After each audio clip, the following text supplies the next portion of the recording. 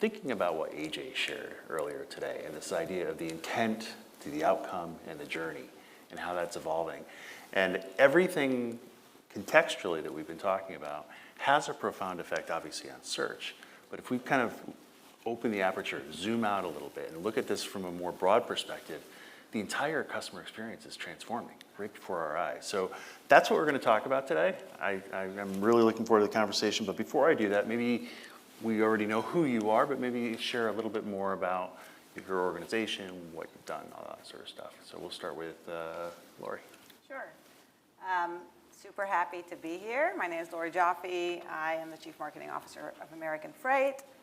For those unfamiliar, we are not a trucking company. We are a retailer. But you could be. I know. Could be. Yeah, why limit yourself? I get that all the time, like long conversations with people, and then they're like, okay, I've never worked with you before. No. We're a retailer, national. We sell furniture, mattresses, and home appliances, primarily open box appliances. I've been with the company just under 5 years. I have the huge privilege of leading marketing and e-commerce for the business, and before that, I was in the Chief Digital Officer role, overseeing IT and BI and e-com. Yeah, and I'm Noam Paransky. I'm a Libra. I like puppies, long walks on the beach, as many do. As mentioned before, I'm a board of directors member at ThredUp. Took that on about 4 months ago. And about 4 weeks ago, I left Tapestry, where my role was running stores, online, and enterprise innovation. And then my previous role at Tapestry was Chief Digital Officer. And then before Tapestry, I was at Gap Inc. running digital for the family of brands. And before that, I was a consultant for about 20 years, focused on retail, marketing, consumer engagement, et cetera. Amazing. I also like puppies. I like puppies as well. You're pro puppy as well. That's good. I think we're puppy lovers up here. So, okay. So let's think about this from the C-suite perspective. Okay, AI is a topic of the moment. It is extremely exciting. It's got its own challenges, and everyone is adapting to this new reality in a very different way.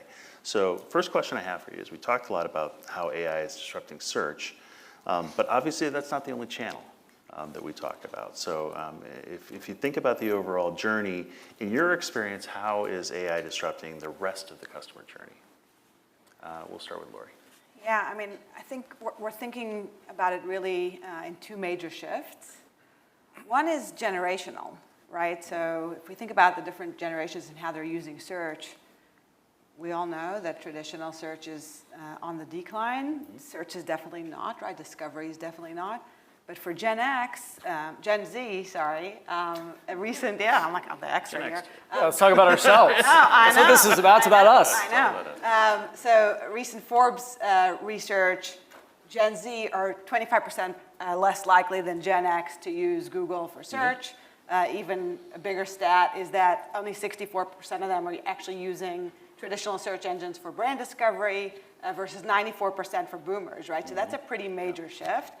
And I think that adapting to the Z's pattern of searching, they're going obviously out to social for discovery, but not just on discovery. I think if we think about the full user journey, there's this point of validation, right? So you've spent all this effort to drive them to your site, they've discovered your brand, they've put product in their cart, and now they're off the site again, back to TikTok to get that validation, right? Is the person that I'm influenced by using this brand? Does she love this sofa? Is it okay to buy it, right? So I think that there's more interaction in that journey than we've been accustomed to before. So I think that's kind of one major shift. And they're less likely to click as well. Absolutely. So if you're living in a click-based world of how much traffic do we get directly from channel X, you're being disintermediated generationally, and that's something 100%. To deal with. And the type of the content you're putting out, right? Like very critical. They want video. Exactly. They do. And I think obviously the second shift is just, we've spoken about it all day, right, is AI and how that's changing everything, right? So whether it's AI overviews or Lens, which is becoming increasingly important in image search, especially in particular categories. Furniture for us is big. And then, I think just the whole shift of what AI is actually doing to search Absolutely. is obviously influencing it. Yeah.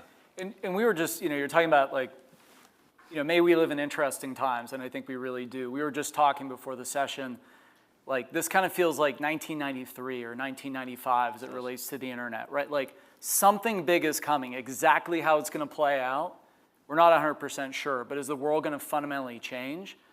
I think a lot of us believe that and see it.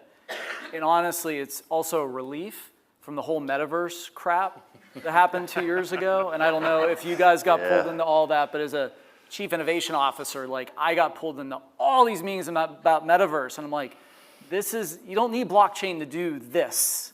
You just don't need to do that. So it's really exciting to see something around the corner and then try to predict it in the best way possible in terms of delivering impacts today, trying things today. I think in the opening session, it's like, it's coming, what are you doing? I hope everyone's doing something, like light experimentation, putting the stuff through the paces, some things it does really well, some things it's really awful at, and just like really understanding that and taking it on. So I think it's a super exciting time.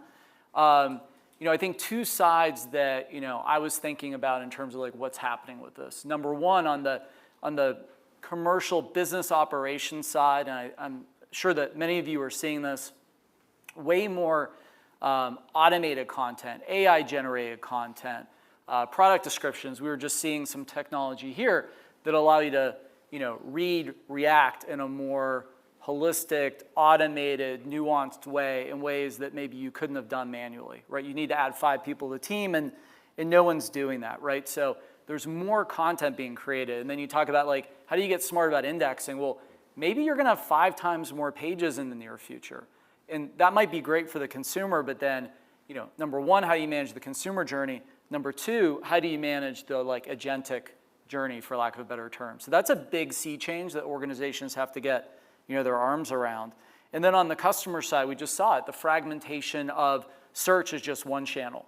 The TikTokification of search. And before that was Amazon, and before that it was Google, and all the different pathways and the more circuitous journeys that people are taking, as you were talking about, and getting their arms around that. And then we're also talking about, I think you should give the factoid and then I'll give my 2 cents, but on the glasses.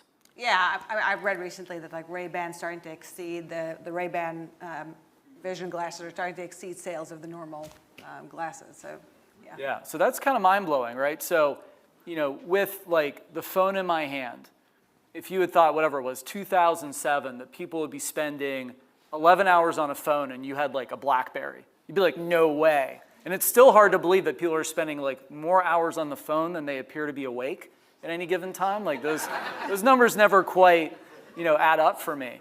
But this idea of generative AI, and maybe massive disruptive changes in form factor, right? When the glasses come in and they're as good as Apple Vision Pro, but as lightweight as the Meta glasses, right?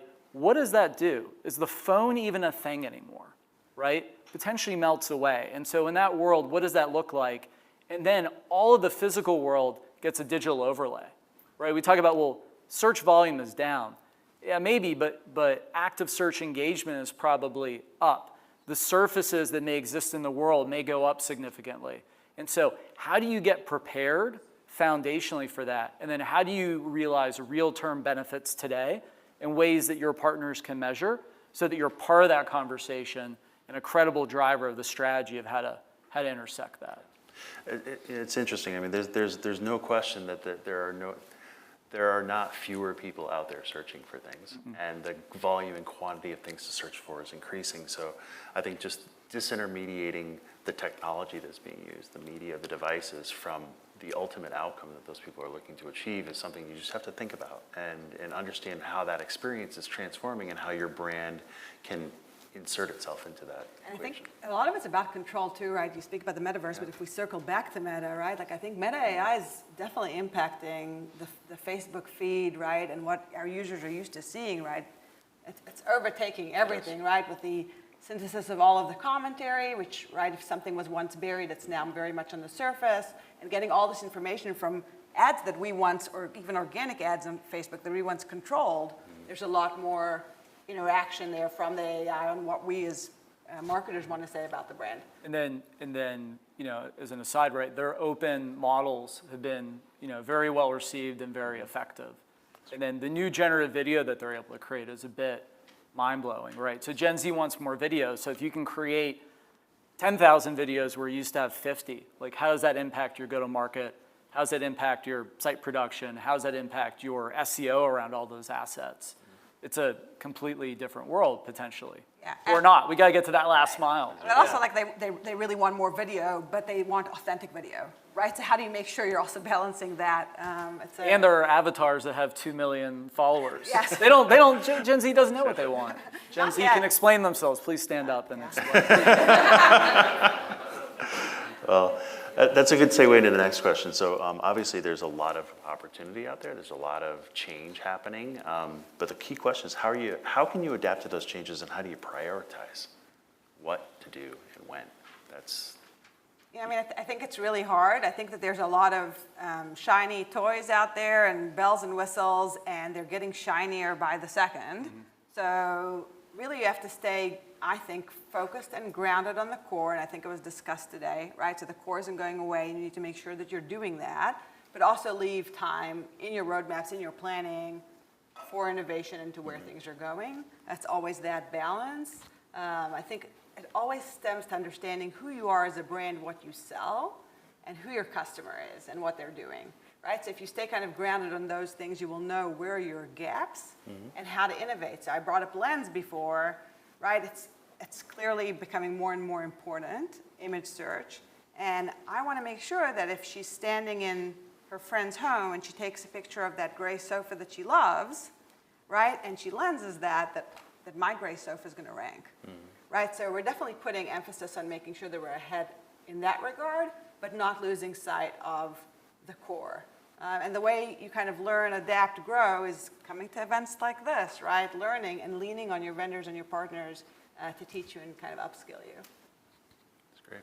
What you Yeah. I've got a 4-part framework. We have 11 minutes, so maybe I'll take 2 and share, and hopefully it helps you guys. In anything that you're doing and as you're laying it out and getting advocacy for it, number 1 is, how are you helping the company save money? It's not very uplifting or emotive, but I think as we go from 24 into 25, that's the name of the game. So are you helping the company save money, and can you demonstrate it?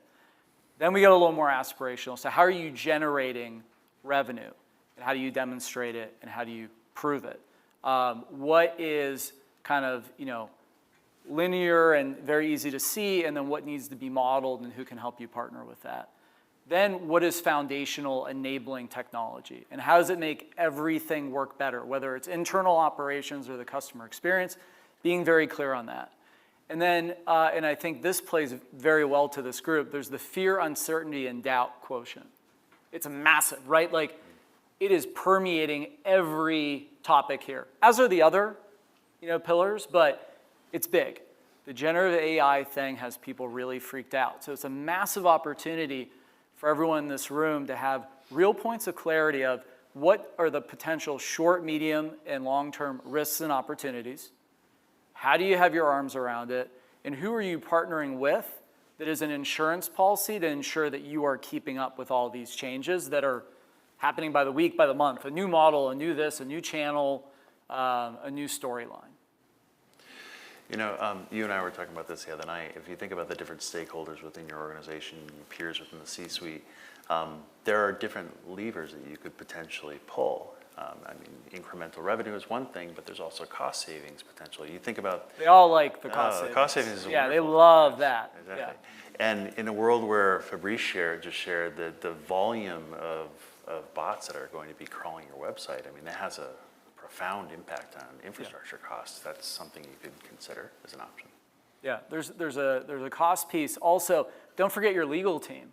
Yes. And knowledge is power with them, right? So if you're able to come to them with important insights and considerations, you guys will be fast friends, and all of a sudden your contracts get approved in less than 2 months. It's funny how that happens. Yeah. Yeah. Who's this legal team you speak of? All legal teams. All legal teams, yes. Okay, we'll go to the next question. Lori, can you share, I'm going to put it in the broad category of customer experience, digital transformation, AI. Can you share a project that you've worked on that kind of fits within this world and how you've adapted that in your organization?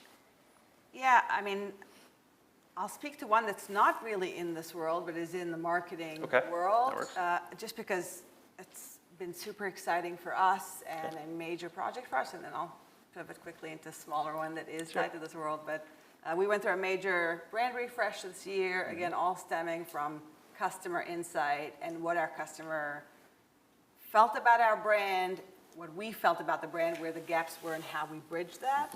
So we went through, again, massive brand refresh, really a culture refresh, I'd say, impacting every aspect of the company, the stores, our site, all of our marketing. So that's been really transformative and a very exciting project for us. A second smaller one on the AI side, we're venturing into it at our pace, treading with caution and making sure that we're doing things in a thoughtful way. We had a lot of time and effort and dollars spent on enriching our products, right? And there was work that was being done by our merchant teams who are not necessarily, they're amazing, but not necessarily digital first and not really thinking about digital first. So we partnered with a company to help us with AI item attribution, right? So if our merchants have defined a sofa as a sectional but neglected to say that it was L-shaped, AI would come and add L-shape as an attribute. So of course it's in our attributes and we're more discoverable in search, and have seen great success there. So those are two that I'm excited about. Okay. Yeah, similarly, both past and then current company, doing AI attribution, AI product descriptions. Also, a couple interesting things. I'd say one was a win and one definitively wasn't, so we'll start with the wasn't. Have tried to work on digital shopping assistance and the whole idea that the AI is now at the PhD level, although that's not a commonly available model yet. But it certainly sold like a PhD. It was terrible at selling. It's interesting, and I feel like we made a really good effort around the training corpus. So we recorded hundreds of hours of conversations, like mock conversations between sales associates, because one of the big themes that I've been working on is bringing the humanity into the digital. And ironically, I think AI is going to be an enabler of that. But you need the training data, you need the understanding. And it's great at just kind of stating back a fact. It's not great at having a conversation. It's not great at asking questions.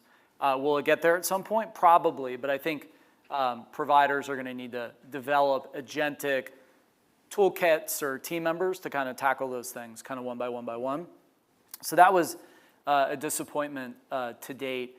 And then more successfully, LLMs are great at synthesizing kind of large corpuses of data and allowing you to have both kind of summary information, but then getting to nuances in kind of different ways than you could have in the past. So we rolled out a tool at the Coach brand, which we had talked about publicly. The mascot for Coach was Rexy, this dinosaur. So we had this tool called Tell Rexy, and whereas we would just get very limited pieces of feedback or ask for limited pieces of feedback around physical product from the associates, and they'd have to fill out a form, and then a junior person on the team would like synthesize the findings and then send it to design and merchandising. It wasn't a very rich toolkit, and we didn't get a ton of feedback, right? And then we would also have executives be like, hey, why is this product not working? I called my person at such and such store, they told me this. And you have like the N of one problem. So we implemented this tool, it was push to talk, or they could type, and we got tens of thousands of pieces of feedback across 9 or 10 pillars of topics. And then we would get these very rich weekly syntheses that we would create. We built it on Anthropic with AWS. We would get the information, and then we could also just have conversations. So I might see something in there and be like, I want to learn a little bit more about this. And then I could have a conversation with Rexy. And I had a very different perspective of what was going on. So it was like I had done like 60, 70 like focused store visits. And then of course I'd still go to the stores and talk to them and understand what's going on, or it would shape my thinking or my questions. Those are things that couldn't have happened before. So I think there are going to be some very big unlocks even now around how these tools are used in ways that are very simple and accretive.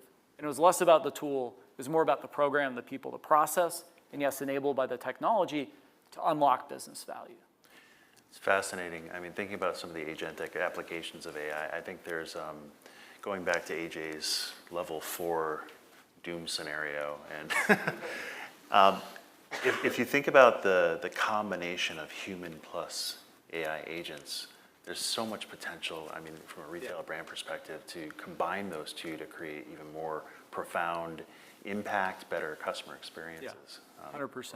And it's a lot Yeah. about what you said. It's about bringing, right, the humanity into 100%. digital, right? That's what it's going to enable us to do. E-commerce is so utilitarian, right? Yeah. Like it's so transactional, and like I think we're all, for sure, as omni retailers, trying to figure out how do we bring that associate magic from the store onto the site, right? So I think it's going to help us a ton.